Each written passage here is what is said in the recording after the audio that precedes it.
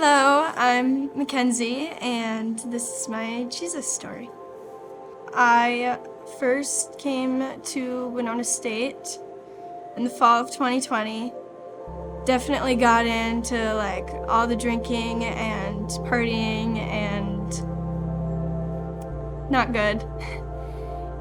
I had this friend, she had always been a girl of faith, and she invited me to Passion in Atlanta.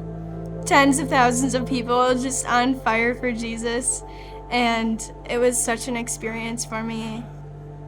When we were leaving, I had decided to give my life to Jesus and to really change and be intentional about changing and reading my Bible. I get back and I changed, but for 2 days. Homework got the best of me, my roommate got the best of me, and I just said, whatever, it's not gonna change my life that much. And then that weekend, I woke up and I was just why? Why am I doing this? That was the first time where I really started talking to God, and I never really experienced that.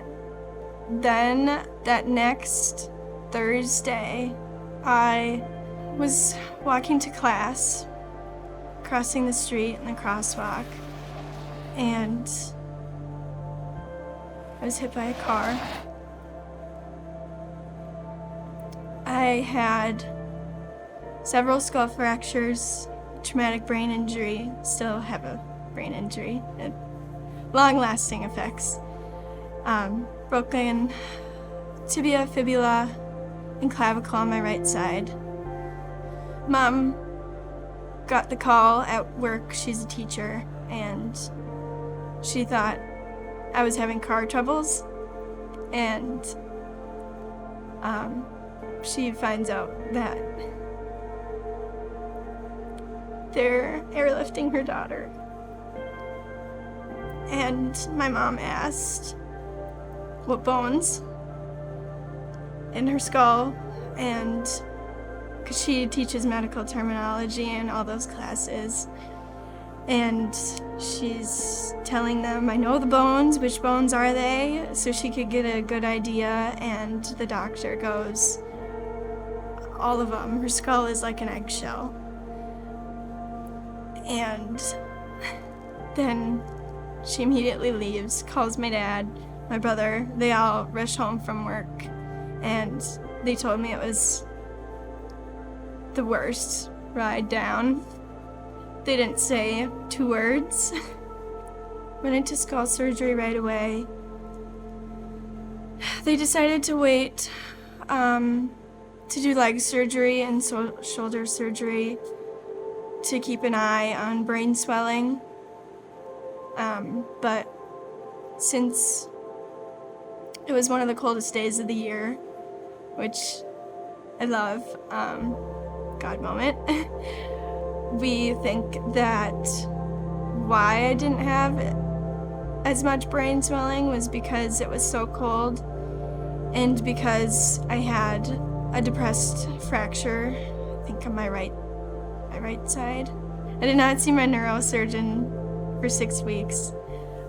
Didn't even know who he was, what he looked like, but he said that normally it's a 6-hour surgery, and they cut out your whole skull and all the fractures, and they take it over to the table and put it back together with pins and plates. And he said my depressed fracture was pressing on a major vein in my brain, and him and his team were prepared when he lifted that up for me to bleed out in seconds. But he said when he lifted that piece up, all the little pieces, all the fractures, it just clicked back together like a puzzle. And he said he'd never seen anything like it, and it went from again, a 6-hour surgery to a 2-hour surgery. He told me he doesn't really know why it went that way or how. Hearing that, looking me dead in the eyes and telling me I don't know why you're here, still makes my heart drop. And he told me to find my purpose. And that's what I've been trying to do since. 3 days after skull surgery, so January 23rd, my eyes had been so swollen that I couldn't open them, but I felt the presence of God hovering over my bed, just like a huge giant with me, just like reaching out his arms. I just said in a tired voice, God is with me. And from that day on, that's when I said yes to him. From then on, my sufferings have had a purpose in teaching me how to go to him. A few months later, as it kind of died down a little bit, I was still learning how to walk, learning how to think, have a full conversation. My right side still feels weird at times, and I lost some what they call muscle memory, so typing, playing the piano, I just felt forgotten about. And really my best friends were my brother, my mom, and my dad. There were nights where I was asking him why, like, why me? And then I didn't know, but now I realize why. It's to strengthen my relationship with him.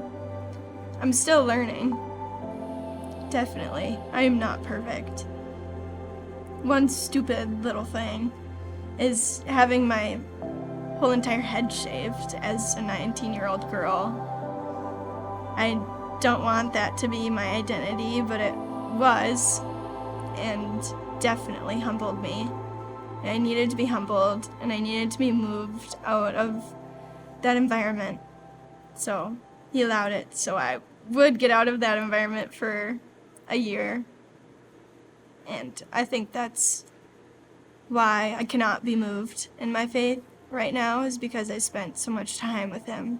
I'm rooted in him. He's the desire of my heart. There is a light at the end of the long, dark tunnel. And he is in everything. He's doing everything. He's hovering over you. He's with you. Let the goodness of God show in my testimony.